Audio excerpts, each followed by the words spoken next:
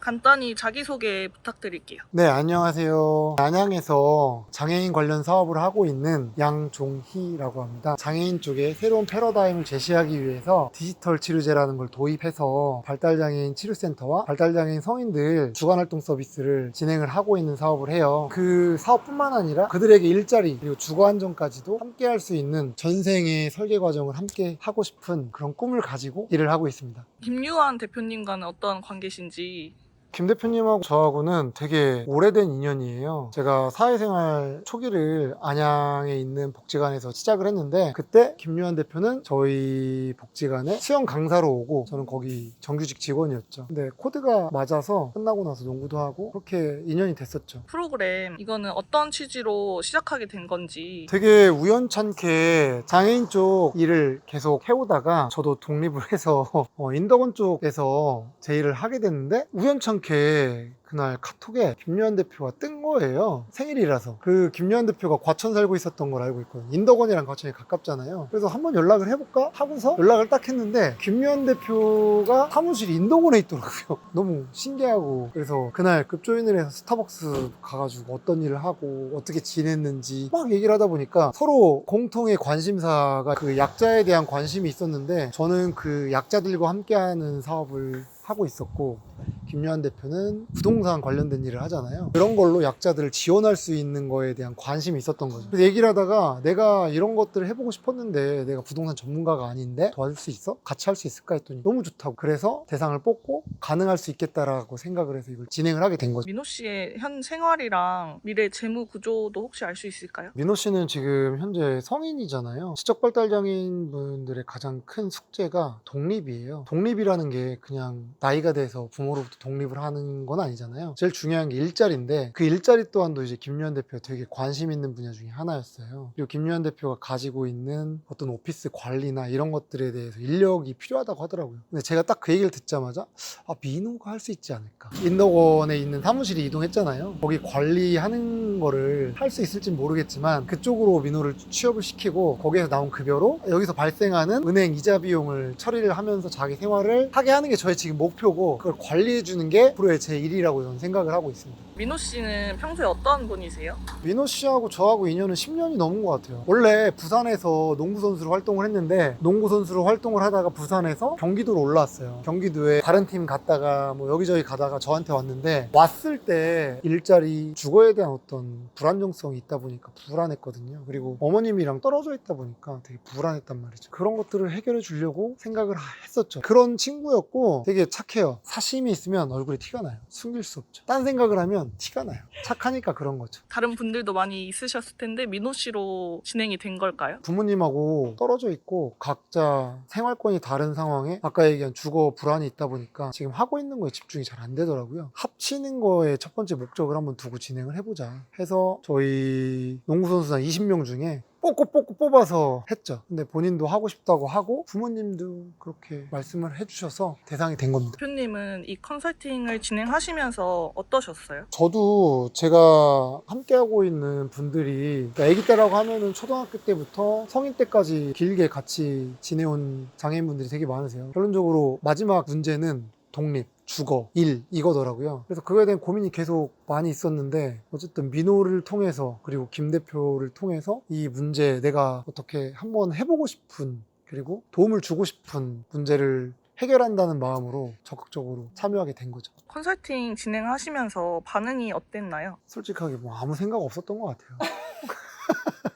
그냥 가는가 보다, 하는가 보다 그랬던 것 같은데, 하늘에서 많이 도와준 것 같아요. 한 번에 이제 물건을 뽑아주고 그걸 임장을 하고, 그리고 임장을 하는 중에도 조건들이 맞아야 되잖아요. 아시겠지만 부동산에는 하고 싶다고 되는 게 아니라, 그리고 특히 경매는 뭐 내가 저거 사고 싶어 뭐 비싸게 쓰면 사겠지. 근데 여러 조건들이 맞아야 되는데 그런 것들이 좋은 일을 하려고 하다 보니까 딱딱딱 떨어졌던 것 같아요, 이번에. 그러면서 민호도 열심히 참여하게 되고 좀 본인이 이제 일을 해야 되는 당위성도 그 일을 참여하게 되면서 알게 되는 것 같아요. 이제부터 이자 비용이 한 50만 원 정도 발생이 할 텐데 그 정도는 민호가 충분히 벌어서 메꿀 수 있지 않을까라는 생각을 합니다. 낙찰이랑 해결 과정을 같이 하셨잖아요, 대표님도. 그 과정에서 느끼신 점이 있으실까요? 저도 이제 경매는 처음 해봤고요. 근데 이제 저도 부동산에 관심이 아예 없진 않았어요. 그래서 아파트 쪽에는 관심이 있었지만 그렇다고 해서 경매를 해볼 수 있는 기회는 없잖아요. 그래서 김유한 대표한테 컨설팅을 받으면서 많이 배우게 됐고 이것도 잘만 하면 방법이 되겠구나. 그리고 어떻게 보면 주거 취약계층한테 좋은 방법이 될 수 있겠구나. 민호 이후에 또 다른 저하고 함께하고 있는 분들에게도 좋은 기회로 또 한 번의 프로젝트가 진행될 수 있는 게 아닐까라는 생각을 하면서 되게 집중을 많이 했었던 것 같아요. 오늘 직접 오셔서 이사 과정이랑 이사 온 집까지도 다 보셨잖아요. 직접 보시니까 어떠세요? 예전에 러브하우스? 네, 그런 게 있었잖아요. 그 과정을 그냥 볼 때는 와, 집 좋아졌다 이런 느낌으로만 봤었거든요. 임장하고 낙찰 받고 여기 대여섯 번 온 것 같아요. 그리고 어머님 이사 오고 뭐 직장 옮기고 민호 여기 옮기고 인테리어 하고 오늘 이사까지 딱 들어가는 전 과정을 딱 지켜보니까 그냥 뭐 내 집 그리고 내 동생 입주시키는 그런 느낌이에요. 앞으로 이 동네에 잘 녹아들어서 잘 살게 됐으면 좋겠어요. 엄마 말 잘 듣고 본인 일 잘 해서 금융 비용들 잘 갚아가면서 자산은 또 커갈 거 아니에요. 뭐 아시겠지만 여기 입지 분석했잖아요. 여기 이제 뭐 이제 수성사거리역 들어오고 재개발 구역 지정되고 이러면 한 번 더 자산을 불려나갈 수 있는 어떤 밑바탕을 깔아준 게 아닐까라고 해서 저 나름 되게 뿌듯합니다. 민호 씨랑 어머님께 마지막으로 응원 한마디 해주세요. 저는 솔직히 어머님한테 부탁을 드리고 싶어요. 이제 두 분이 같이 살게 됐고 안정된 주거 공간이 생겼으니까 민호를 너무 애기로만 보지 마시고 민호 씨도 성장할 수 있는 기회를 줬으면 좋겠고요. 이 공간에서 행복하게 두 분이 오래오래 살았으면 좋겠고 어떻게 보면 자산을 형성하게 된 건데 이 자산 잘 지키셔가지고 더 좋은 공간으로 이사할 수 있는 계기를 꼭 마련하셨으면 좋겠습니다. 행복하십시오. 아니 이런 날 와가지고 좀 자연스럽게 이렇게 티키타카도 하고 해야 되는데 저 혼자 얘기하려니까 이게 꼬여가지고 참 좀 그렇네.